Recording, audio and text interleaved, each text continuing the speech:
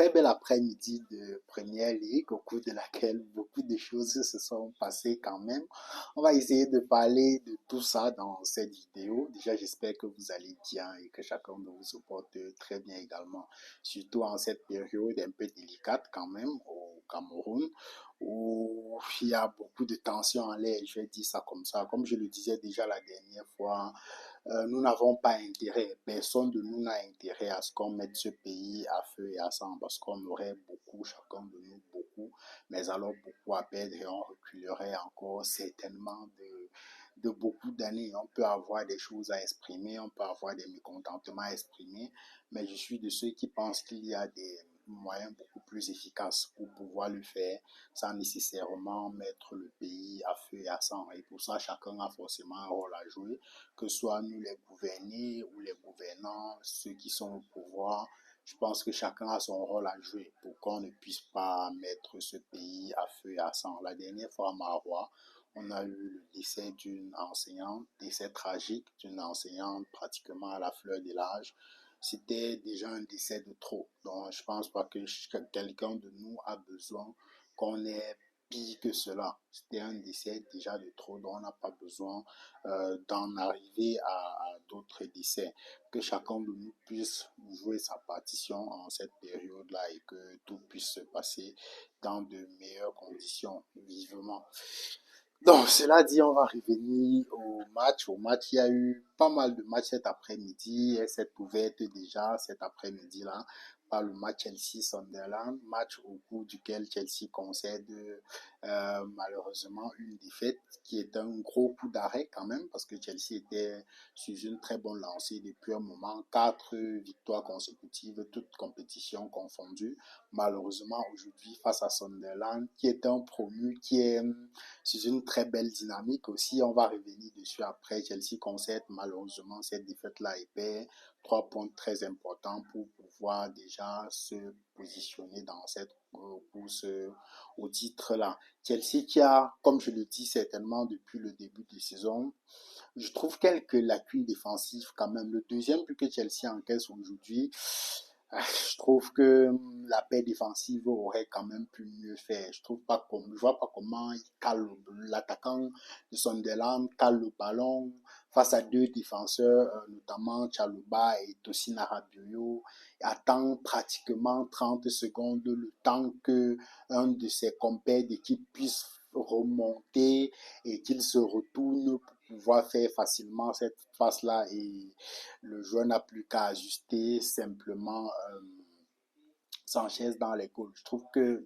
il y a toujours ce problème-là de ligne défensive à Chelsea. Malheureusement, c'est aussi un secteur dans lequel Chelsea a beaucoup de blessés quand même.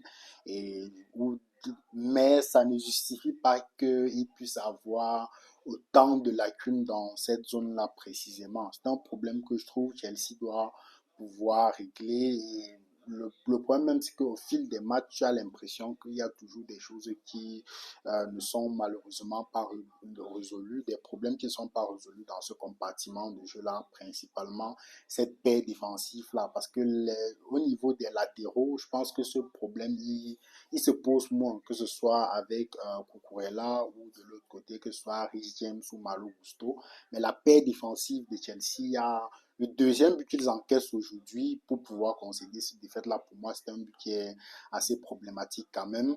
Dans les goals aussi, il y a Sanchez. Certes, sur le deuxième but, il ne peut pas faire grand-chose. Mais quand je vois tous les recrutements et tous les investissements que Chelsea a fait ces dernières saisons, je me demande comment ils ne sont pas parvenus à aller chercher un gardien d'une certaine classe mondiale. Certes, Sanchez, il a parfois de très bons réflexes sur sa ligne, mais quand on parle de gardien de top niveau aujourd'hui, je pense pas qu'il fait partie malheureusement de cette catégorie-là. Donc il y a ce premier problème que l'équipe de Maresca a et qui au fil des matchs n'est pas toujours résolu, sauf ils sont vraiment dans un match où ils dominent entièrement, comme c'était le cas par exemple cette semaine en Champions League où cette paire défensive-là n'a pas beaucoup de choses à faire et on ne décèlent pas nécessairement ces lacunes-là. Mais lorsqu'ils font déjà face à un bloc qui ose, à un pivot qui peut leur poser des difficultés, là, ça devient un tout petit peu compliqué. Un autre gros problème que cette équipe de Chelsea-là a actuellement, c'est la perte de Cole Palmer, qui est malheureusement blessé depuis quelques mois.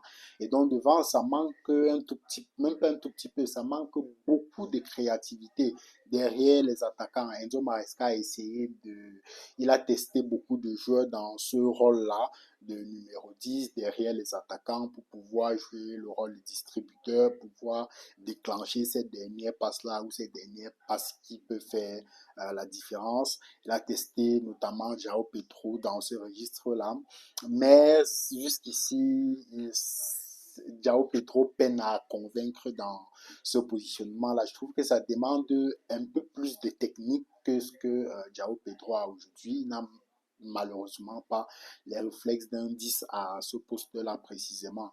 Un autre joueur qu'il a quand même pas mal testé là-bas, c'est Santos, l'ancien de ancien attaquant de Strasbourg en Ligue 1, qui lui aussi dans ce registre de numéro 10 derrière les attaquants, malheureusement ne s'illustre pas comme il faut. Et ce qui fait que Chelsea manque cruellement de créativité dans cette zone de jeu-là.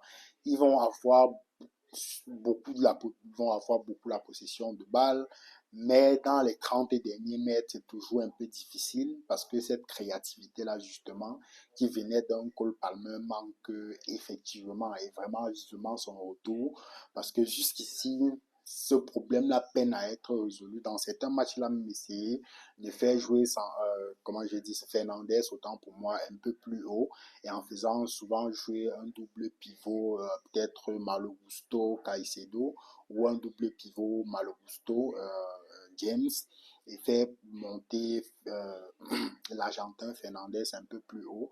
Mais jusqu'ici, je crois que Cole Palmer, sa créativité, cette dernière passe qu'il peut déclencher, ce tir qu'il peut déclencher à tout moment, cette louche qu'il peut faire au-dessus de la défense pour pouvoir faire la différence. Malheureusement, ça manque aujourd'hui cruellement au sein de cette équipe de Chelsea. Là, à côté de ça aussi, c'est, je crois, l'équipe la plus jeune aujourd'hui en Première Ligue. Et qui dit équipe jeune, dit qu'il y a aussi toujours ces erreurs de concentration là, ce manque d'expérience et de malice souvent quand il le faut. Et quand tu vois par exemple aujourd'hui je vais dire quoi, le corner que à la dernière minute, Estevao prend et malheureusement ne parvient même pas à mettre dans la boîte pour que ça puisse se discuter et tirer ce corner-là à l'extérieur des goals. Ça il y a ce problème-là de jeunesse qui malheureusement persiste. Le premier but même que Chelsea encaisse aujourd'hui à Champon, qui s'est fait depuis qu'il est dans cette équipe-là, chaque fois qu'il est titularisé ou même chaque fois qu'il entre en jeu, il fait de très belles choses, suffisamment dynamique, contribue à casser des lignes, capable de porter le ballon pour pouvoir casser des lignes. Mais aujourd'hui, le premier but qu'ils encaissent, c'est une grosse erreur d'inattention de sa part lorsque tout le bloc défensif remonte, lui, malheureusement, il n'a pas ce réflexe-là de pouvoir remonter et couvre ce but-là. Et l'attaquant de Sunderland n'a plus besoin que de placer ce bout de pied-là et ajuster, malheureusement, Sanchez dans les goals. Donc, c'est une équipe qui est aussi extrêmement jeune et qui, malheureusement, a un peu ce manque d'expérience-là et ce manque de malice de temps en temps quand il le faut. C'est fait qu'il concède cette défaite-là aujourd'hui, qui est un gros coup d'arrêt quand même. De son côté, le français, Régis Lebris, coach de Sunderland, je crois qu'il fait un très bon travail dans cette équipe-là. Ça faisait quoi, 2 ou 3 saisons qu'on avait du mal à voir les promus en première ligue qui s'illustraient de cette façon-là. Je crois que ça fait 2 ou 3 saisons où tous les promus en première ligue, à la fin de la saison, les 3 redescendaient. Mais aujourd'hui, sur la lancée où Sunderland est, même s'ils ne finissent pas dans la première partie des tableaux, ils sont quand même très bien partis pour pouvoir à minima se maintenir en première ligue. Et pour ça, il a fait de très beaux recrutements au-delà de la base solide qu'il avait déjà avec son équipe qui a été promue. Sur chacune des lignes, il a allé chercher un taulier pour pouvoir apporter un peu plus d'expérience, un peu plus de malice au sein de cette équipe-là, notamment avec Granit Xhaka, pour tous ceux qui l'ont connu il y a quoi, 2 saisons aujourd'hui, à Arsenal, il faisait des prestations assez extraordinaires. Ça a souvent été un peu compliqué à Arsenal, mais avant les dernières saisons, avant qu'il ne s'en aille, il faisait de très belles prestations au sein de cette équipe-là. Il a eu au Bayer Leverkusen. Sa première saison, il a gagné le titre avec Xabi Alonso. Et c'est une très belle recrue. Le match qu'il nous sort aujourd'hui, dans l'intensité, dans son volume de jeu, dans sa capacité à porter la balle, casser des lignes, sa vista dans le jeu, ses coups de pied arrêtés qu'il met toujours dans de très bonnes zones. C'est vraiment une très belle pioche pour cette équipe de Sunderland là. Sur la ligne défensive aussi, il y a comment il s'appelle, celui qu'ils sont allés chercher, Nordi Mukiele, ancien du PSG aussi, qui était aussi au Bayer Leverkusen, une très belle pioche qu'ils sont aussi allés chercher. Bref, Régis Lebris, au-delà de la, je devais dire, de la bonne base solide de son équipe avec laquelle il a été promu en Première Ligue, il a eu quand même cette belle vista-là d'aller chercher sur chacune des lignes ce joueur-là qui peut apporter un plus avec son expérience, avec tout son bagage dans sa carrière, notamment Chaka et Nordi Mukiele, et devant aussi leur attaquant, le 9 dont j'oublie le nom, qui est sur une très belle lancée aujourd'hui. Bref, une équipe de Sunderland qui est sur de très belles bases, 17 points en quoi, 8 journées. Je crois que c'était peut-être depuis 2008 depuis, on n'avait pas vu un promu faire un aussi bon début de saison depuis Huddersfield, je crois bien en 2008.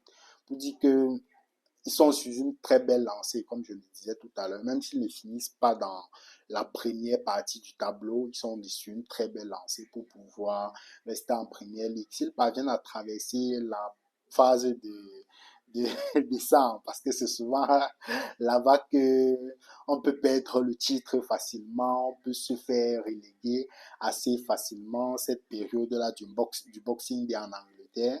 S'ils parviennent à traverser cette phase-là du Boxing Day sur cette même dynamique-là, ils seront très bien partis pour pouvoir être maintenus en Première Ligue. Et ce n'est d'ailleurs pas le seul promu qui est sur cette belle lancée-là. Les autres aussi sont dans une belle dynamique quand même, ce qui fait que c'est beaucoup plus certaines équipes même qui étaient en Première Ligue la saison passée qui sont beaucoup plus en difficulté, notamment je crois Wolverhampton, à West Ham aussi, qui a même d'ailleurs géré son coach.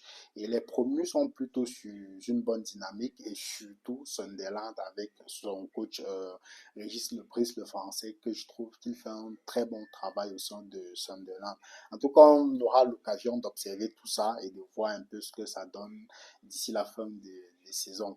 Mais je crois que cette saison devrait être plus ou moins différente des 2 ou 3 dernières saisons où tous les promus sont redescendus. Donc, on aura l'occasion de voir tout ça certainement à la fin de la saison. De son côté, Manchester United affrontait Brighton, un match qui a été assez animé, un match très très animé dans l'ensemble. Manchester United qui est sur une bonne lancée. La première fois où Ruben Amorim, depuis qu'il est arrivé à Manchester United, a enchaîné 2 victoires consécutives en Première Ligue et la deuxième qui était une victoire de prestige quand même face à l'ennemi depuis longtemps Liverpool avec ce but-là de Maguire la semaine passée, le week-end passé où il vient crucifier l'équipe de Liverpool et permettre à Manchester United de pouvoir remporter cette victoire-là. Aujourd'hui, il fallait confiner face à l'équipe de Brighton et l'équipe de Manchester attaque quand même le match en tout cas, quand tu les vois jouer, tu comprends qu'ils sont effectivement dans cette très belle dynamique-là actuelle avec beaucoup d'envie, avec beaucoup d'intensité mise dans le jeu, avec la niaque qu'il faut pour pouvoir aller chercher les 3 points. Et pratiquement pendant toute la rencontre, jusqu'à la quoi, 76e, 75e minute, j'ai envie de dire Brighton n'aura pratiquement pas existé avec tout le respect qu'on peut avoir pour cette équipe-là. Ils auront été dominés par l'équipe de Manchester United tout au long de la première mi-temps, dans tous les compartiments du jeu, au milieu du terrain, avec Casemiro, Bruno Fernandes qui ont fait un très bon travail au milieu de terrain et en attaque aussi avec notamment les différentes recrues, que ce soit Cunha qui marque d'ailleurs aujourd'hui son premier but, ça se voyait un soulagement parce que ceux qui ont un peu suivi les matchs de Cunha jusqu'ici en Première Ligue, il avait beaucoup tenté, parfois les poteaux, les arrêts miraculeux des gardiens. Et aujourd'hui, je crois que c'est un ouf de soulagement pour lui. Lui qui fait une très belle prestation aujourd'hui. À côté, Sesco aussi, Benjamin Sesco, qui est aussi l'une de ces recrues-là qui doit s'illustrer tout au long de cette saison. Aujourd'hui, il fait aussi un match qui est suffisamment correct, que ce soit en pivot, où il permettait à l'équipe de remonter. Il met sur le deuxième but. C'est lui qui donne cette passe décisive là après avoir décroché, très bon contrôle orienté et il ouvre justement cet espace là à Brian Bomo qui marque ce deuxième but.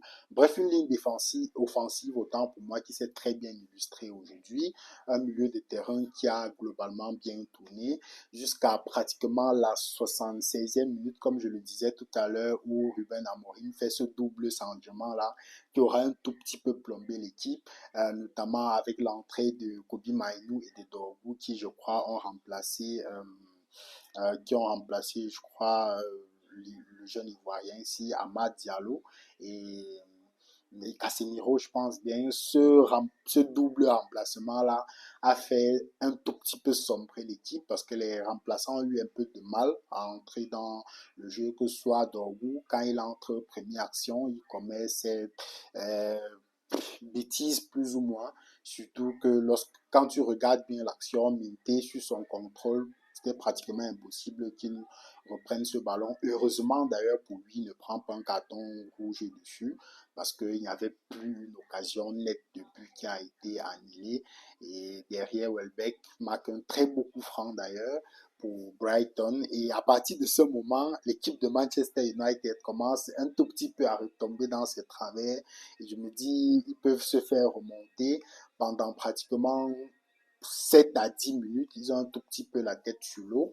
Une très belle domination de Brighton qui aura profité de cet instant-là pour exister un tout petit peu après avoir été dominé tout au long de la rencontre.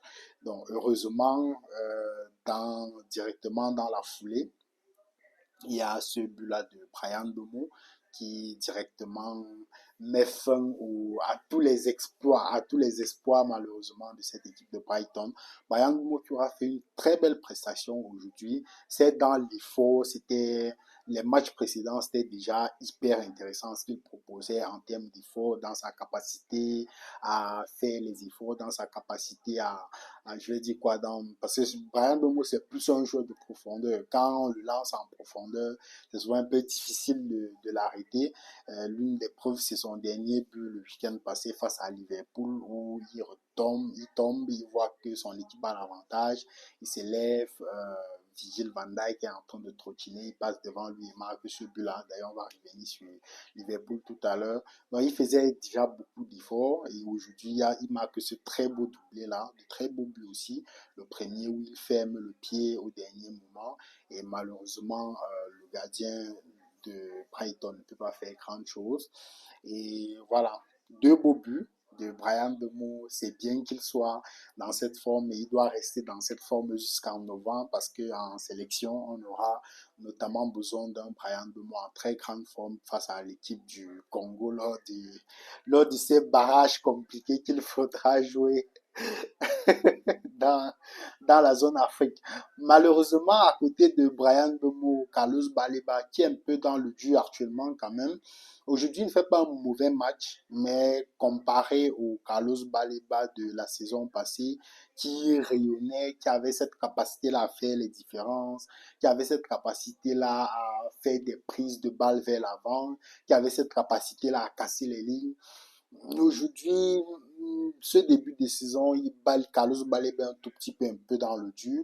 D'ailleurs, sa dernière prestation aussi en sélection nationale était assez mitigée et voilà, vivement qu'il revienne vraiment à son niveau parce qu'on aura besoin de tous ces joueurs-là à leur top niveau d'ici novembre pour ces barrages intercontinentaux et ces barrages qui vont commencer dans la zone Afrique. Donc, vivement que Baleba retrouve son niveau d'antan. Il ne fait pas un mauvais match, mais j'ai envie de dire un match neutre où devant la défense, il se contente de faire l'essentiel, de prendre, de réaliser latéralement, en tout cas peu de risques pris dans le jeu. Aujourd'hui, peu de lignes cassées comme il le faisait auparavant et voilà, tout ça, on en a besoin de revoir Baleba revenir à ce niveau d'antan-là. Il coupe d'ailleurs une bonne occasion en première mi-temps sur Brian Lemou et ça m'a fait plaisir de voir ce duel de Camerounais-là qui finalement aujourd'hui aura été remporté par Manchester United qui enchaîne quand même une troisième victoire consécutive en Premier League, qui est actuellement quatrième provisoire de Premier League. Un très bon classement. Est-ce que Amorim et l'équipe de Manchester United seront enfin de retour au sommet de la Premier League cette saison?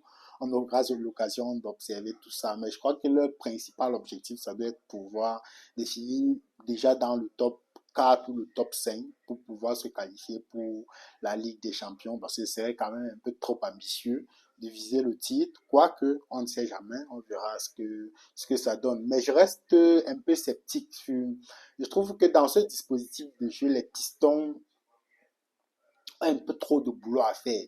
Et c'est difficile, quand tu regardes le match d'Amad Diallo aujourd'hui, c'est difficile qu'il puisse te sortir ce type de performance 4, 5 matchs d'affilée.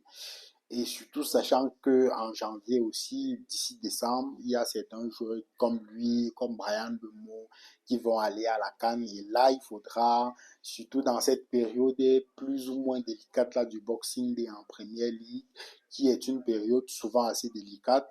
Quand je regarde ça, c'est un peu cette crainte-là que j'ai du côté de Manchester United.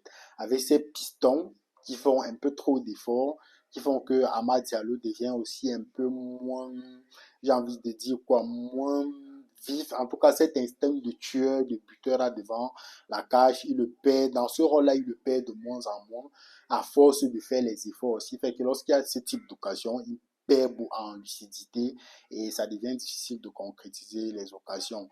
Et les autres, je veux dire quoi, les autres clubs en première ligue, que ce soit Arsenal, je crois, ils n'ont pas un joueur en particulier qui ira en décembre à la CAN. Il y avait Thomas Partey par le passé, mais il n'est plus là. Donc, je crois que Arsenal ne perdra pratiquement aucun de ses joueurs sur cette période-là. Manchester City, pareil. Alors que Manchester United va perdre quand même deux tauliers, Brian Bemo, Amad Diallo. Et il faudra voir comment Ruben Amorim parvient à gérer tout ça pour continuer à maintenir cette cadence-là le moment venu. Sinon, belle performance aujourd'hui dans l'ensemble de l'équipe de Manchester United, à part cette petite période de 7 à 10 minutes où ils auront un tout petit peu titubé après le but du 2-1. Mais finalement, ça a été très bien conclu. Brian Bomo doublé, top performance et voilà. On l'attend en novembre en sélection pour pouvoir continuer à nous proposer ce type de prestations. Une autre équipe aussi qui, en décembre, va perdre un joueur qui est, qui est devenu fantomatique, c'est Liverpool et Mohamed Salah. Liverpool qui concède aujourd'hui une quatrième défaite en Première Ligue, quatrième défaite consécutive en Première Ligue. Je crois que ce n'était plus arrivé au sein de Liverpool depuis peut-être la saison 2021. 2022, qui est cette saison où Klopp, à un moment donné, saison 2021 plus précisément, je pense bien, il y a une période où Jürgen Klopp avait traversé une grosse période de disette. Depuis cette période-là, ce n'était plus arrivé. Aujourd'hui, Liverpool concède cette quatrième défaite consécutive en Premier League. Ils étaient déjà sur 4 défaites consécutives, toutes compétitions confondues. Ce week-end, ils ont gagné en Champions, un match que j'ai un tout petit peu regardé, bien que je n'ai pas débriefé, parce qu'il y avait certaines difficultés avec notamment les élections, les problèmes de lumière, les problèmes de connexion et tout ça. Malheureusement, je n'ai pas pu débriefer, mais j'ai quand même regardé. Ils ont éclaté Francfort, qui est une équipe qui a aussi beaucoup de lacunes. Et donc, on se disait, aujourd'hui, il fallait continuer sur cette lancée-là. Malheureusement, ils concèdent cette défaite-là. Et ce qui est un peu assez décevant dans cette équipe, ce ne sont même pas les défaites, mais c'est surtout les attitudes des joueurs. Quand tu regardes, il y a sur le visage de certains joueurs, tu lis ce manque d'envie. Et même les cadres qui sont censés porter cette équipe-là commettent souvent de ces erreurs. Le penalty, par exemple, aujourd'hui, que Liverpool concède, notamment à travers Virgil van Dijk, qui est censé être le taulier de cette équipe, qu'avait le brassard de capitaine à la main, une action pratiquement anodine, et il commet cette erreur plus ou moins stupide là sur Ouattara et qui amène à ce penalty là. Donc il y a des attitudes comme ça qui sont un tout petit peu inquiétantes. Le deuxième but qu'ils encaissent aujourd'hui, notamment Pacha 2, je crois que c'est le premier ou le deuxième but. Non, c'est le deuxième but où il va en profondeur. Je trouve que Konaté, pardon, il lâche un peu je parle muscat, je m'étouffe. Il lâche un peu le marquage, un peu trop tôt à mon avis. Je veux dire, il aurait pu continuer de gêner Chadé jusqu'à la fin de l'action. Surtout que finalement, le ballon n'est pas aussi bien placé que ça. S'il était un tout petit peu gêné, sans nécessairement commettre la faute, je me dis, ça aurait pu peut-être le pousser, soit à manquer. Bref, je trouve que Konaté lâche un peu le duel trop tôt, à mon avis. Et ce sont ces attitudes-là qui se répètent au sein de l'équipe de Liverpool. Aujourd'hui, ils se font bouffer dans pratiquement tous les duels, que ce soit aériens, que ce soit les duels au sol. Je ne sais pas si c'est un manque d'envie ou bref, il faut que Hans Lott puisse trouver les mots justes pour pouvoir remotiver ses troupes. Parce qu'on peut perdre, je veux dire, il peut avoir des défaillances tactiques, c'est normal. Mais observer ces différentes attitudes-là, c'est ça qui m'inquiète davantage au sein de cette équipe-là. Une équipe qui manque de folie, cette âme-là qui les animait, que ce soit sur Jürgen Klopp. Même s'ils perdent, tu vois cette envie-là de tout donner, cette envie d'enflammer le match. Non, aujourd'hui, ils sont menés. Mais quand tu regardes l'équipe jouer, tu as l'impression que c'est une équipe qui mène, qui joue. Non, ça par contre, ce n'est malheureusement pas acceptable. Une équipe qui essaie aussi de jouer beaucoup sur des attaques placées, et malheureusement, je trouve que c'est un peu trop lent. C'est ronronnant, la balle ne circule pas assez rapidement sur des attaques placées, surtout face à des équipes qui jouent bloc bas. Depuis le début de saison, c'est pratiquement le même problème. Sur attaque placée, face aux équipes qui jouent bloc bas, c'est difficile de créer, alors que ce ne sont pas des joueurs ou des profils de joueurs pour pouvoir créer qui manquent au sein de cette équipe-là. Et à chaque fois qu'ils sont pris en contre-attaque, quand tu regardes le match aujourd'hui, le plan de Brentford était bien clair, bien défendre, miser sur les contre-attaques, et chaque fois qu'il y a les coups de pied arrêtés, on les joue à fond. Et l'équipe de Liverpool est assez défaillante sur ces différents aspects-là. Les contre-attaques, ils se font prendre facilement. En attaque placée, le ballon circule assez lentement. Très peu de joueurs qui prennent le risque de créer de créer une certaine dynamique dans le jeu. Il y a quelques joueurs qui le font, comme Cody Gakpo, qui reste certainement l'un des joueurs qui, malgré les défaites, malgré les matchs mitigés de cette équipe-là, parvient à sortir la tête de l'eau. Soboslai aussi, qui aujourd'hui est l'un des rares qui sort un peu la tête de l'eau de cet effectif-là. Et malheureusement, Gravenberg qui est blessé, qui était aussi celui qui, à travers son dynamisme, à travers ses prises de balles vers l'avant, à travers les duels qu'il gagnait, impulsait une certaine dynamique au sein de cette équipe-là. Mais pour le moment, ce manque d'avis-là est assez problématique au sein de cette équipe, et j'espère vivement que Hans Slot va pouvoir trouver une solution par rapport à cela. Et les recrues, malheureusement, ne facilitent pas la tâche. Vous savez, quand tu regardes le match des Kekes aujourd'hui, c'est qu'il marque ce but-là en fin de première période. Mais dans le match, c'est assez compliqué. Le premier but qu'ils encaissent, il aurait pu être un peu plus rugueux au marquage. Il se fait assez prendre facilement par Tango Ouattara. Les passes simples vers l'avant, il les rate. Les contrôles simples, il les rate. Parfois, même lorsqu'il se trouve en bonne position et qu'il faut faire le bon centre bien ajusté, il centre sur le gardien, malheureusement.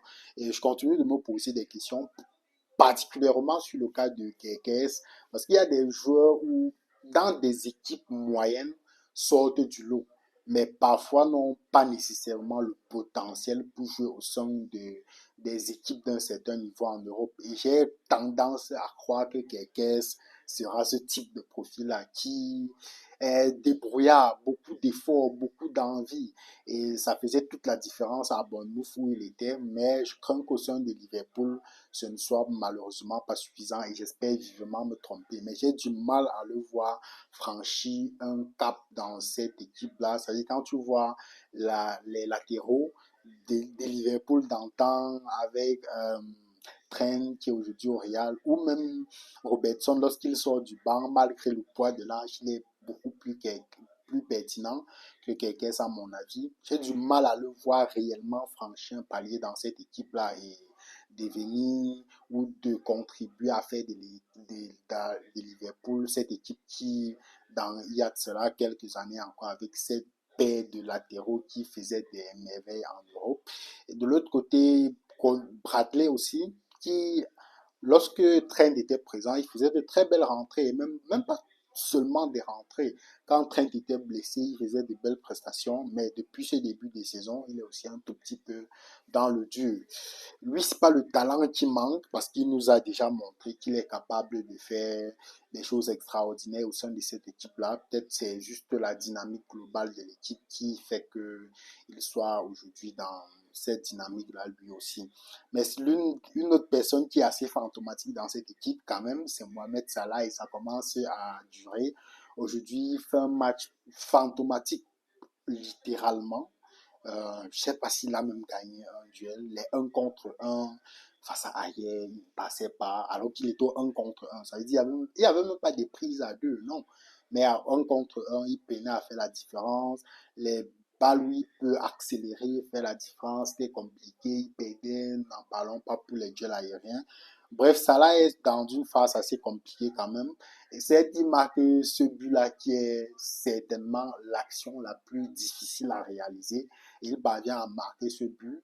Par contre, il a eu des actions beaucoup plus simples dans le jeu sur lesquelles il pouvait faire la différence en allant provoquer un contre un, en faisant le centre qu'il faut. Malheureusement, Salah ne s'est jamais illustré.